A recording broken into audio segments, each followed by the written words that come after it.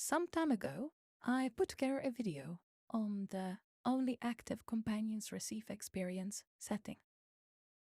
In that video, I examined how a system with increasing level requirements, such as the one found in Pathfinder Wrath of the Righteous, affects the difference in leveling progression between reduced party sizes and a full party. To illustrate this, I constructed a simplified hypothetical system based loosely on Wrath of the Righteous and generated a graph, which you can see here. The main finding was that reducing party size accelerates leveling at first, but after a certain point the advantage stabilizes at a fixed number of levels ahead. In the simplified system I used, the stabilization happened at 3 levels. Once the party size returns to 6 or to 8 in this example, the level advantage we got earlier quickly diminishes. It's important to stress that this model is not the same as the system used in Wrath of the Righteous. The general trends are comparable, but the exact numbers will differ.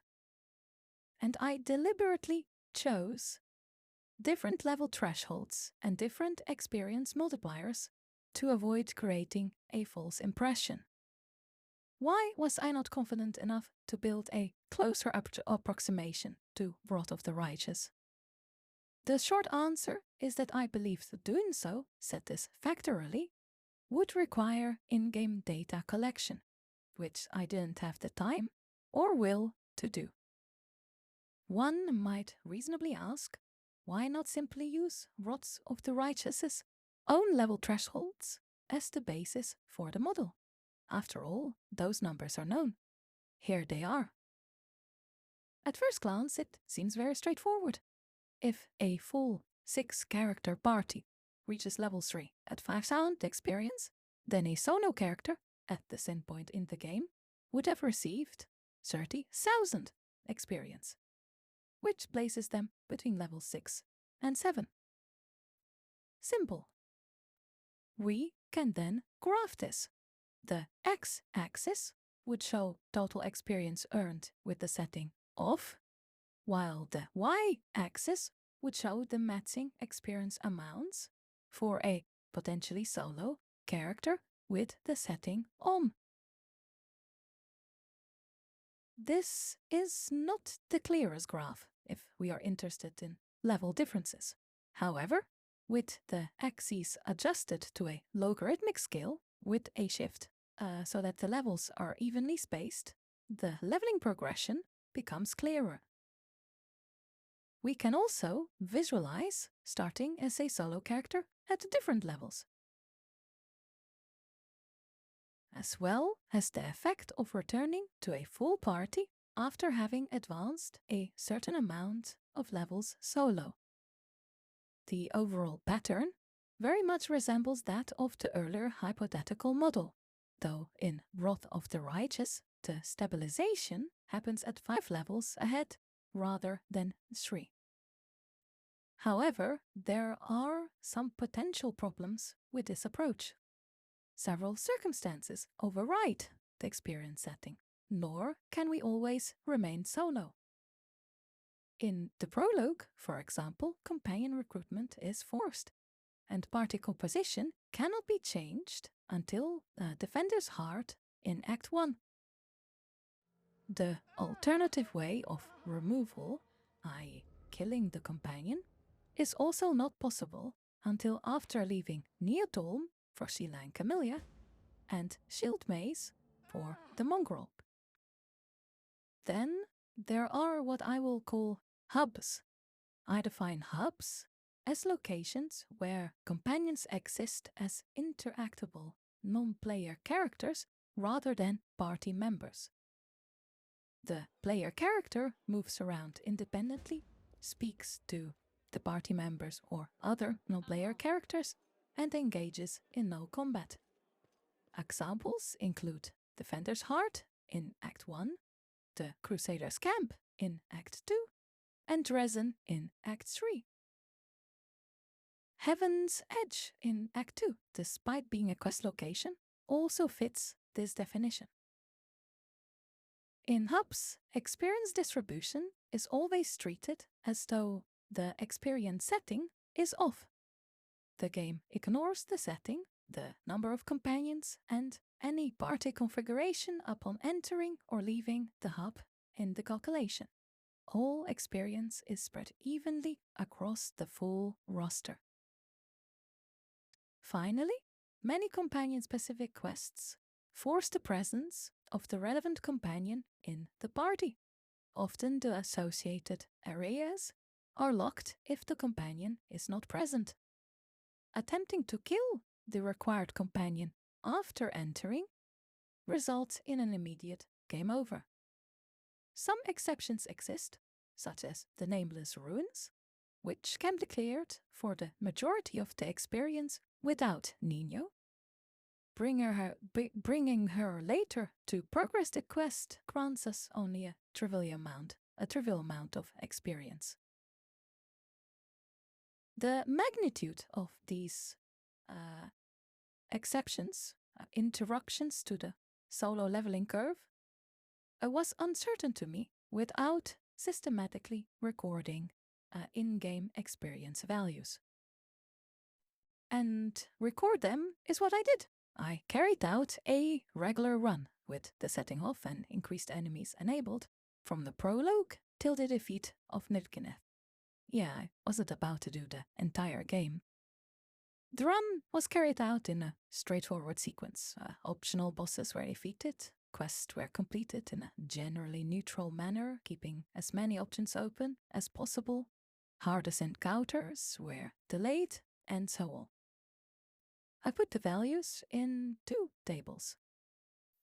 The first table lists the experience points at which I recruited a companion.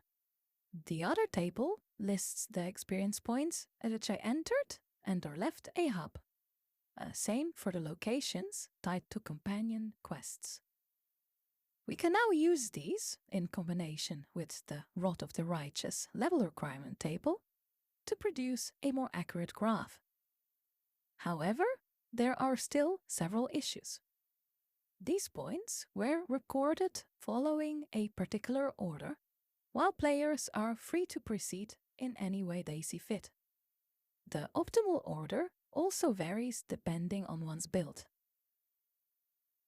Even when the same sequence is followed, experience values will differ slightly.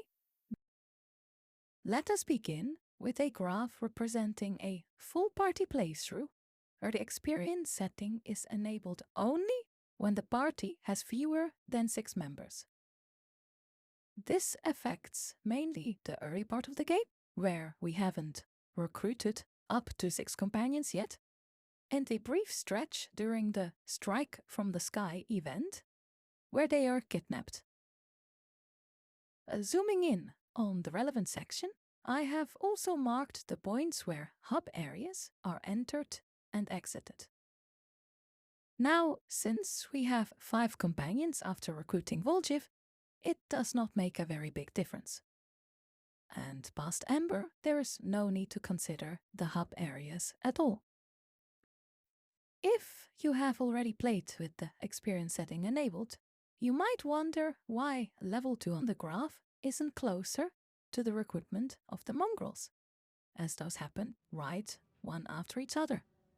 You meet the mongrels, you find a sword, and then you recruit them. 2 factors play part in this. First, the graph plots the boosted experience versus the setting of experience, not versus the time or in-game events. As a result, the spacing between events on the graph does not necessarily match the time between them during actual play. Between meeting Camellia and the mongrels, there are many minor encounters giving little bits of experience, while in the very brief stretch between meeting and recruiting the mongrels, you gain a lot of experience at once. A second, experience in the game is awarded in chunks, some large, some small. Meeting the Mongols grants a significant chunk that propels the player past level 2 instantly. The graph does not reflect these abrupt jumps, as its x-axis advances at a steady rate and is, again, not tied to the timing or size of experience rewards in-game. With that out of the way, let us look at the more practical effect of using the setting. The largest advantage is, as expected, in the prologue, though a smaller one persists later in Act 1. Reaching level 6 slightly earlier can be significant, as it coincides with a power spike for many classes. For instance, most full base attack bonus martial class characters gain their first secondary attack at this point. To give some context, I marked the points where I encountered several hard Act 1 battles in this playthrough. So here, the level advantage would still have mattered for the Nabasu fight. We can gain a little more mileage from the experience setting by delaying the recruitment of Woljif and Ember. Doing so changes the sequence of events, but the existing data can still be used to approximate the effect. Let us assume that Woljif and Ember are recruited after Dayrad. By removing Woljif's companion quest location points, merging the adjacent hub intervals, and adjusting the experience points between Woljif's original recruitment point and Dayran's, we can construct the revised progression graph. And overlaying both the adjusted and the standard version gives us this nice comparison graph. Further adjustments would be required if we wanted to reach level 6 before the Defender's Heart battle or level 8 before the Veskaver Queen fight, both significant thresholds. Significant level thresholds for hard fights.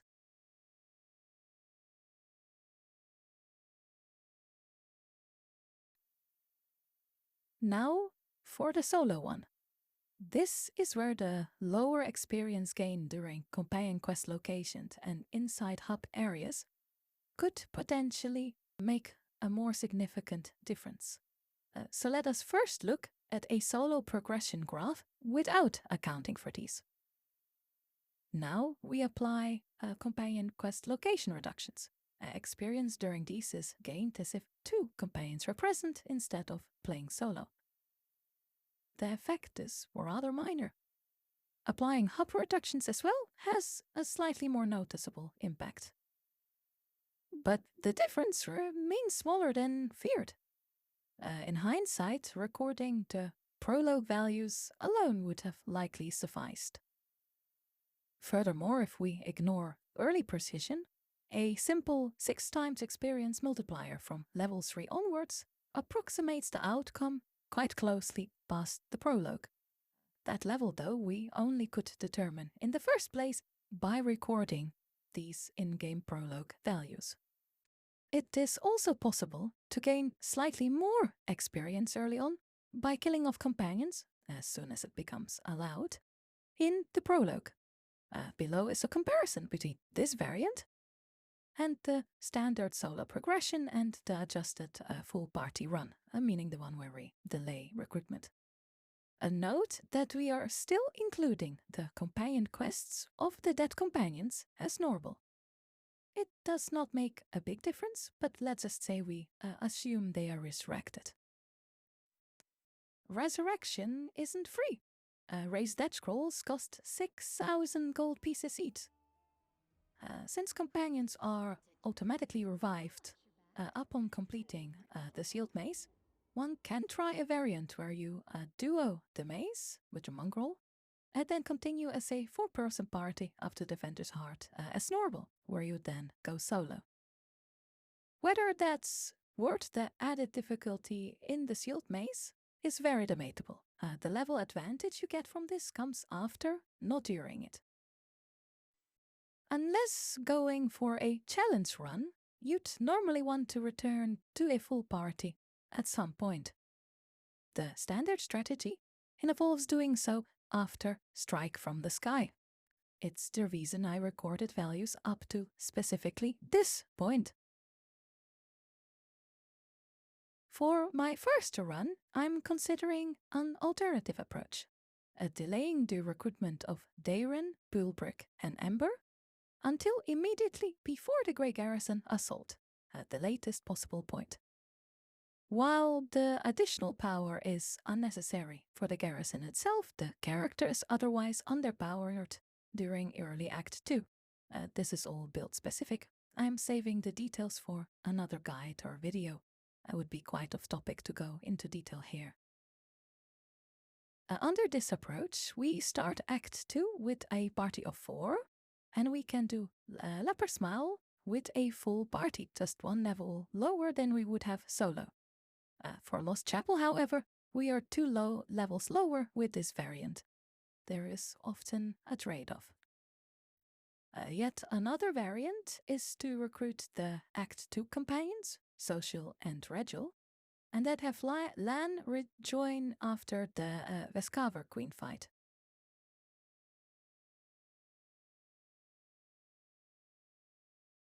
If you are unable to solo the Market Square and or the Neo encounter, there are other options besides the standard full party run.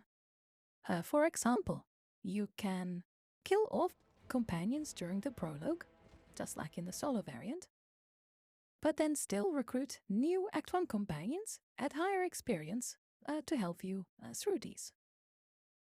Just like with the solo variant, we do have the problem of the associated companion quests. This time I did plot out a difference. It's actually minimal. And in the following graph, I did not bother zeroing out the quests. Displayed are 3 variants. The first one leaving the prologue group behind, no murder involved. The experience gain from doing so is minimal compared to a standard run, and so the loss of flexibility isn't really worth it. The second one, killing all prologue companions during the prologue. That leaves you duoing the shield base and soloing the post-prologue Grey Garrison. For most of this you will be accompanied by Irabet's group. However, there is one encounter at the top of the stairs where you will be separated. This could pose a problem. If you are unable to solo Act 1 due to a specific reason, the same reason is not unlikely to apply here as well. Hence the third one, where we keep Lan until Defender's Heart. Note, I kept the rest unchanged, the rest of the data. So in this variation we are either leaving him at Defender's Heart or not picking up Volchiv. It was a quick late addition. And finally, to finish the video, a graph that contains a chosen subset of all the runs discussed.